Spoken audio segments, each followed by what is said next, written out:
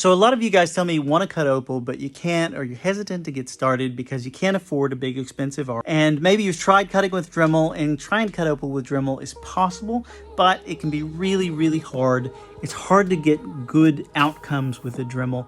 It's slow cutting and it can be really frustrating. Dremel is great if you're carving, you know, if you want to make opal carvings. Dremel's perfect.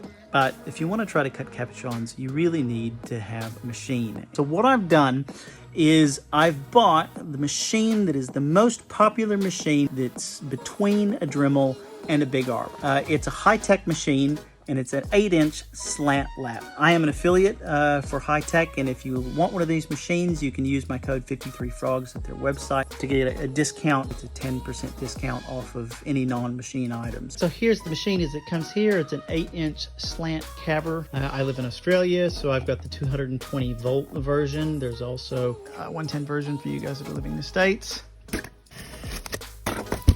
So shipped internationally, so very sturdy cardboard here.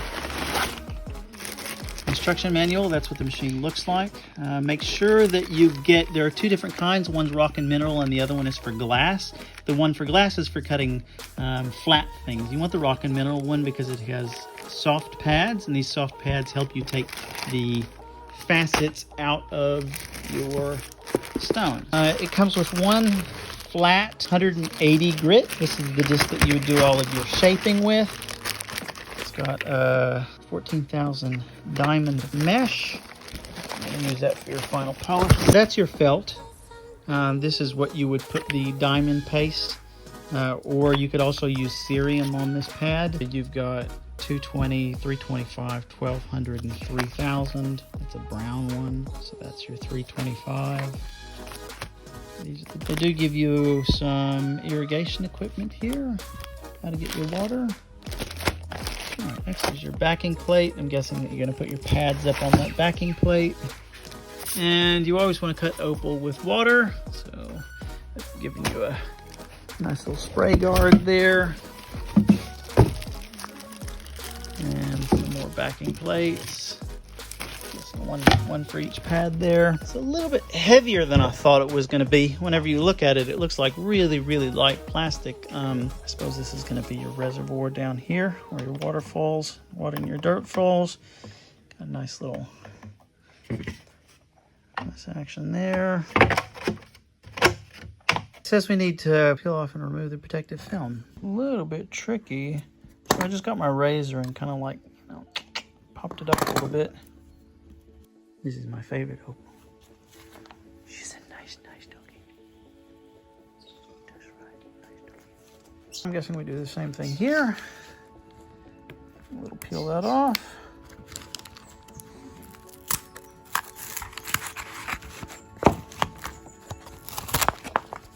Oh, super sticky. Now we're gonna set this on here. So I did that wrong the first time. The best way to do it is to line the hole up in the middle. Once you put it down, and it's extremely hard to get off, so make sure that you line that up correctly in the first place. If you line the hole up in the middle, then it's a fairly easy affair, I think. I'll go ahead and do the rest of it. I've just done 3 now, and honestly, it's a little bit harder than I expected, and just as much as you really need to get that hole lined up exactly right. If the hole isn't lined up exactly right, then you have to take it off, and taking it off is quite difficult. So make sure to get in a really well-lit environment. The other thought there is that I thought, based on, you know, looking at this, that this would be kind of spongy, and it's actually really hard. The part on top is a bit spongy, but it's not like a Nova. One of the other things I've noticed here is that on your list here, you'll have, you know, a 220 purple, 325 brown, and then 600 red, and 1200 blue, and then your felt. There's not a purple that comes included with the kit, right? So if you look, there's no purple here, and since a purple is a 220, this 180 is going to be close enough. Even whenever I'm cutting over there, I would make that jump from a 180 up to a 600. Might be something to consider if you You know, if you wanted the in-between step is to pick up a purple one. One thing that you should be mindful of if you've never messed with equipment like this is cross-contamination, and especially with your felt. You want to make sure that no big grit, like see I've got all this grit all over my table, and I might have you might cut a stone, a rough stone. You never want to stick that stone directly onto the felt before cleaning it off completely. If you get any of that large grit embedded in this felt, it'll be impossible to get a really good polish on things. So if you're not used to using felts, always think about contamination and keeping your felt as clean as you possibly can. Well, this obviously has a bunch of people asking you this question. If your water isn't flowing, you need to take your guy here and move him from 6 to 12 and make sure that he opens up. And let's talk about irrigation. This is obviously your top water reservoir. You put the water in here, flows down through your tube and drips onto your surface, catches down here. They obviously have a couple other methods. One like a little pump bottle, like a pesticide sprayer, and the other one like a pump, probably a submergible pump, that you can hook up to it so that you can have essentially limitless water. I had a little play with this. It's got 2 rubber washers on it, and you'd think one would go on each side of these like it does on a normal saw, but that is not the case with this. There's a little flange there, and this sits on top of it. And they have 2 here because I think that if they don't, this thing would spin freely in there. So you have to have both of them on there in order to lock this disc in. I've put my hand underneath here and grabbed one side and then tightened the other side with my hand here, my other hand. And that's a nice firm fit there. And then once it's on, you can put this flange back on. And you can center it there.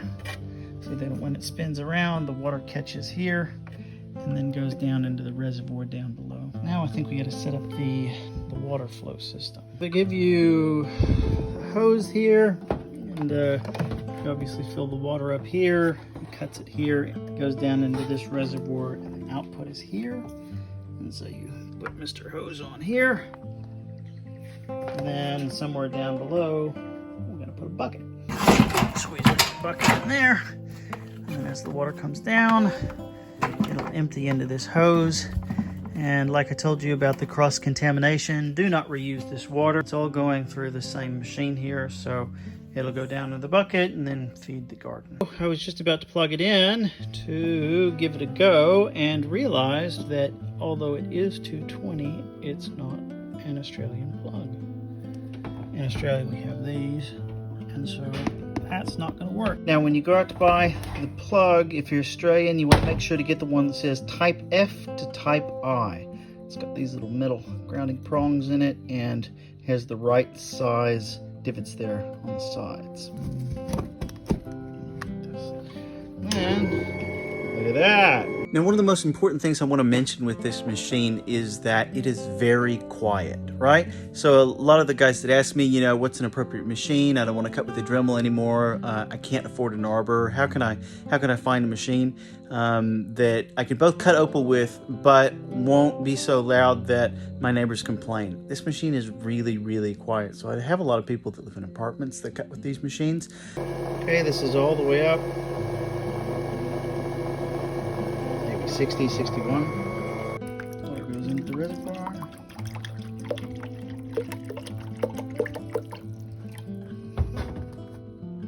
It's pretty simple. We turn them on. So, down lower than the water level. And that's good. Looks like we're ready to cut there.